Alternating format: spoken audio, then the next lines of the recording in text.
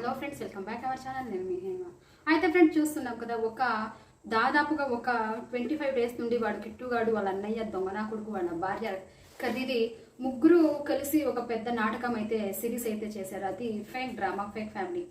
ఏంటంటే మా అన్నయ్య మా ఇంటిని లాగేసుకున్నాడు, మమ్మల్ని ఆ ఇంటిలో అర్ధ భాగం ఇవ్వకుండా మమ్మల్ని ఇంటి నుండి పూర్తిగా గెంటేశాడు అని.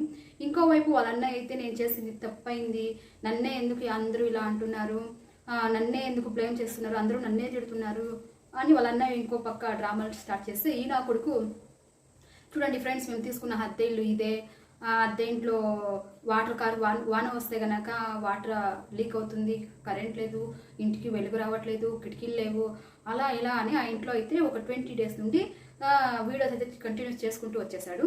సో అయితే మనం గమనించాల్సింది ఏంటంటే, వాడు ఆ ఇంట్లో కనుక మనం చూసింది ఒక 10-20 డేస్ నుండి మనం చూసింది ఏంటంటే, ఆ ఇంట్లో వాడు ఎలాంటి దుకాణం అయితే తీసుకెళ్ళి పెట్టలేదు.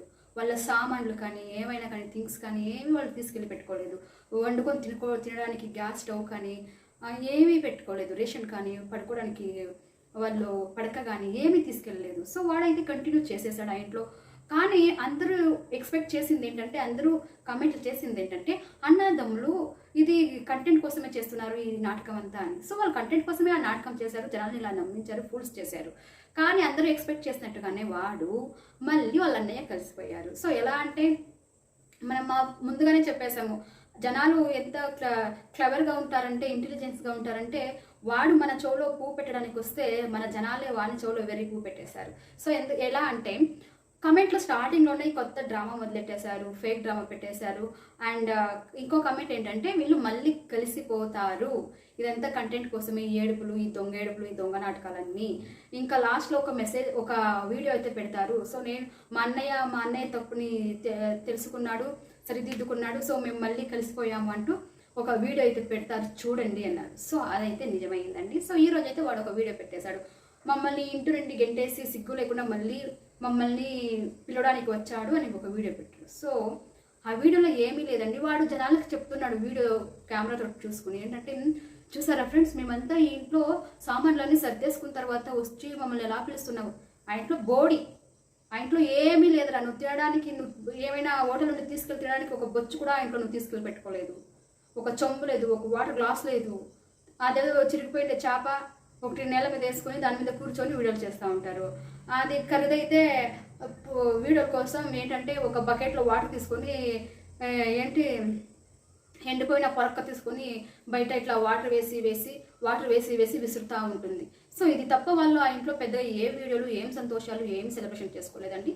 సో వీళ్ళు ఎంత జనాలని పిచ్చోళ్ళని చేస్తున్నారంటే, వీళ్ళని నిజంగా చెప్పు తీసుకొని వీళ్ళని అన్నదమ్ములు ఇద్దరిని, ఎవరైతే పెద్ద పెద్ద యూట్యూబర్స్ ఉన్నారో, పోడ్కాస్ట్ ఇట్లా ఛానల్ పెట్టుకొని ఎవరైతే ఉన్నారో, చిన్న యూట్యూబర్స్ చేసుకుంటూ ఫేమస్ అవుతున్న వాళ్ళని ఎవరైతే ఇంటర్వ్యూలు చేస్తున్నారో, వాళ్ళు ఖచ్చితంగా ఈ నా కొడుకుల్ని వెతుక్కుని వెళ్ళి ఇంటర్వ్యూ చేస్తే గనుక వాళ్ళ చెప్పులు, బూట్లు, కాళ్ళల్లో ఏముంటే, చేతికి ఏమి దొరికితే దాంతోనే వీళ్ళు కొట్టి చెప్పేశారు.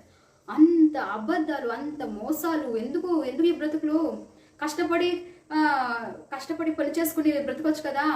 అసలు మనం పెట్టింది అబద్ధమా నిజమా అని తెలుసుకోవడానికన్నా జనాలు చూస్తారు మన ఛానల్ని అని ఒక రీతిలో ఈ నా కొడుకులు, కిట్టుగాడు, వాళ్ళ అన్నయ్య, ఈ లచ్చకట్టి అఫీషియల్ వాళ్ళు ఎవరైతే ఉన్నారో ఆ ఫ్యామిలీలో దొంగనా కొడుకులు అందరూ కలిసి ఎక్కడైనా పోయి చావండి. నిజంగా జనాలకి ఎంత అసహ్యం వేస్తుందంటే, వీళ్ళు వీడియోలు రోజు రోజుకి ఇంప్రూవ్మెంట్ లేదండి. ఒక ఫ్యామిలీలో జరిగే నిజమైన ఒక ఇన్సిడెంట్ వీడియోలో ఏది ఉండదు. వీడియోల కోసమే పెళ్ళిళ్ళు, వీడియోల కోసమే ప్రెగ్నెన్సీలు, వీడియోల కోసమే ఆ పిల్లల్ని ఏమైనా కంటున్నారో ఏమో, వీడియో కోసమే వాళ్ళ పిల్లల బారాసాల చేస్తున్నారు. సో ప్రతి ఒక్కటి వీడియోస్ కోసమే చేస్తున్నారు, కానీ సెలబ్రేషన్లో ఏమీ చేయట్లేదండి వీళ్ళు. సో మనం ఇక్కడ గమనించాల్సింది ఏంటంటే, వాడు ఒక 20 డేస్ నుండి ఆ అద్దె ఇంట్లో ఉంటున్నాడు కదా. సో చూడండి ఫ్రెండ్స్, ఇంటి పరిస్థితి ఇది. అద్దె ఇంట్లో మేము ఇలా సొంత ఇల్లు వదిలేసాము, మా పిల్లల్ని ఎవరు తీసుకెళ్ళిపోయారు అని రకరకాల వీడియోలు ఆ ఇంట్లో వాడు చేశాడు. మేము ఈ ఇంట్లోనే ఉంటున్నాము. ఎక్కడ ఉంటున్నారు?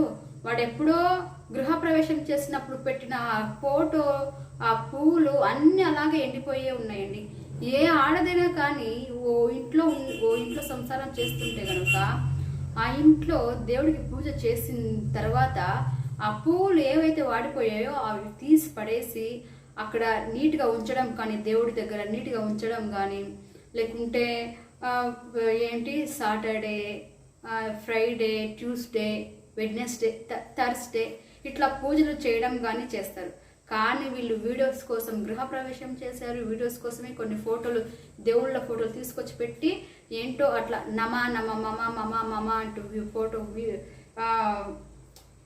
పూజ అయితే చేసేసారు. సో ఇప్పుడు స్టిల్ వాడు పెట్టిన వీడియోలు వాళ్ళ అన్నయ్య వచ్చి ఏవైతే వాడిని కాళ్ళు పట్టుకుని రారా మనం వెళ్ళిపోదాము అంటున్నాడో ఆ వీడియోలో కూడా అది లత గొబ్బుముండ నల్లముండ పెట్టిండే ఆ దేవుడికి ఆ పూలు, ఆ రోజ్ పూలు అనేవి ఎండిపోయి మురిగిపోయి అలాగే ఉన్నాయండి దేవుడి దగ్గర. సో ఆ పిక్ నేను మీకు పెడతా, కావాలంటే చూడండి.